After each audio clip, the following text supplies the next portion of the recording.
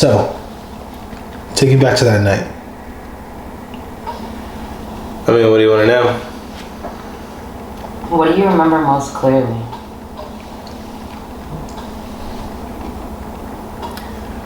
The brakes, looking up in the rearview mirror, asking Becca, why is that car coming up so fast? And then it just went black. What were your first thoughts when you realized what had happened? I just opened my eyes and the car was upside down and it was hard to kind of make out what had even happened. And you could just hear the cops coming and the ambulance was there. They were trying to break open the windshield and they just kept yelling, keep your head down. And I just remember looking up and saying like my love, like to Becca, and then we were like fading out again, like in and out of consciousness. Was there a specific moment after that accident where you realized God was still in control? Yeah, I mean, it was really hard to remember that God was in control because, you know, like we found out that the guy who had hit us was a drunk driver and the police report was trying to blame us or say that we were at fault because they couldn't prove that he was behind the wheel when they got to the scene. So it took like a lot of prayer and a lot of trust that God really had our backs and we knew what the truth was, you know. And sometimes when the word says like the truth will set you free, like it couldn't have been more realer than that, you know. Like we just believe like, God, you know what happened and we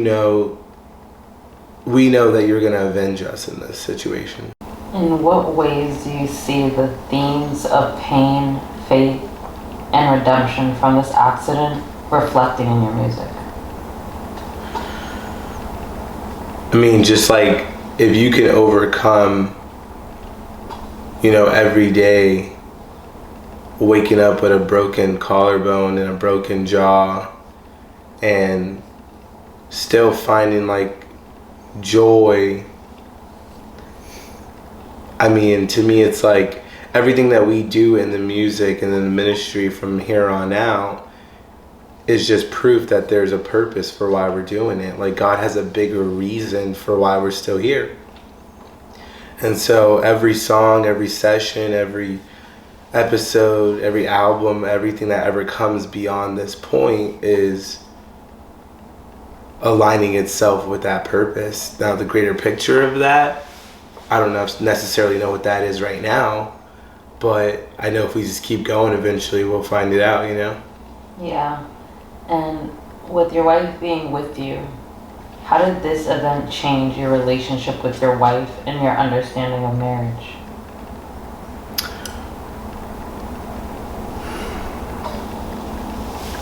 I think that it's taught me that marriage is the highest form of love, and that's why the enemy attacks it so hard.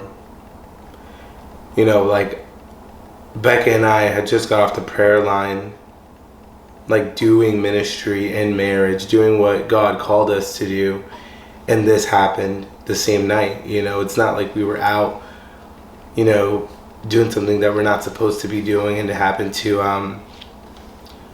you know, just get hit. But it's like you could be following God and this can show up in your life, you know. And I think having each other going through it together, like we drew a lot of strength from each other. There was some days that, you know, I couldn't keep my composure, getting up and going to work, coming home and knowing that my wife is there drinking out of a tube on Thanksgiving Day, you know. Like I just couldn't find the strength to be happy in that time. And I'm sure there's times where I was gone that she felt that way. And so just relying on each other and praying over each other really helped us endure that time together. No, I completely understand. And going to that album, what's one song on the Valley Nights that directly reflects what you went through during that season? I would say the intro. I think the intro can be like misunderstood because of the music, the instrumental behind it. But I think if you really strip away the instrumental and listen to the words, like you'll see God's heart in it, you know? Like we even talk about how we forgave the man that hit us in the moment, like split second forgiveness, you know, praying that he find peace in his own heart, you know? And that's not just something that we say in a song because it sounds good, but that's like what we live our life by, you know? So I would say, yeah, the intro definitely captures the essence of that entire moment and even the faithfulness of what God has given us after the accident. So if the accident had never happened, do you think you would have the same faith and message in your music today? Why or why not? absolutely not. I think before the accident we had encounters with God and we had heard about God and we knew about the word, but a very important thing that occurred is that during the accident at the hospital, my pastor said that he had went outside and asked God, like, why did this happen to us? And he came back, you know, later on and told us that the Lord had told him that he gave us our own testimony. Wow. And it's like when God gives you your own testimony, it's like he's given it to you for you to go change the world with it. Amen to that. These events are very touching, to say the least. So what would you say to somebody that's going through life-altering moments that make them feel like God has abandoned them? Very simple. I'd say don't give up on God, because he's never given up on us.